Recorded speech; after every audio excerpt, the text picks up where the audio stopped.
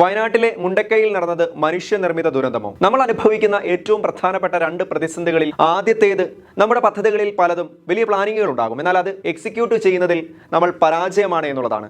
രണ്ടാമത്തേത് അനാവശ്യമായ ചർച്ചകളിലൂടെ നമ്മുടെ പല നല്ല പദ്ധതികളും പഠിക്കൽ തന്നെ നമ്മൾ നശിപ്പിച്ചു കളയും എന്നുള്ളതാണ്. മാധവ് ഗാഡ്ഗിലിന്റെ വാക്കുകൾ പരിശോധിച്ചാൽ അദ്ദേഹം പറഞ്ഞത് ഇങ്ങനെയാണ്: പശ്ചിമഘട്ടം ആകെ തകർക്കപ്പെട്ടിരിക്കുകയാണ്. ഇനിയും നടപടിയെടുത്തില്ലെങ്കിൽ കേരളം കാത്തിരിക്കുന്നത് വൻ ദുരന്തമാണ്. അതിന് നിങ്ങൾ വിചാരിക്കുന്ന പോലെ യുഗങ്ങളൊന്നും വേണ്ട, 4-5 വർഷം മാത്രം മതിയാകും. അന്ന് ഞാനും നിങ്ങളും ജീവിച്ചിരിപ്പുണ്ടാകും. അന്ന് മനസ്സിലാകും നിങ്ങൾക്ക് ആരാണ് കള്ളം പറയുന്നതെന്നും ആരാണ് ഭയക്കുന്നതെന്നും. ഇതാണ് അദ്ദേഹത്തിന്റെ വാക്കുകൾ. 2018 കേരളം അഭിമുഖീകരിച്ച ഏറ്റവും വലിയ ദുരന്തമാണ് പെയ്തിറങ്ങിയത്. പെരുമഴയിൽ പൊലിഞ്ഞതാവട്ടെ കണക്കുകൾ പ്രകാരം 483 ജീവനുകൾ. ഒരു വർഷം കേരളത്തിൽ ലഭിക്കേണ്ട മഴയുടെ 1/3 അന്ന് 3 ദിവസം കൊണ്ട് പെയ്തിറങ്ങിയത്. 1960 മുതൽ 2016 വരെയുള്ള കണക്കുകൾ നോക്കിയാൽ ഉരുൾപൊട്ടലിലും മണ്ണിടിച്ചിലിലും പെട്ട് മരിച്ചത് 295 പേരാണ്. ഇതാണ് കണക്കുകൾ വ്യക്തമാക്കുന്നത്.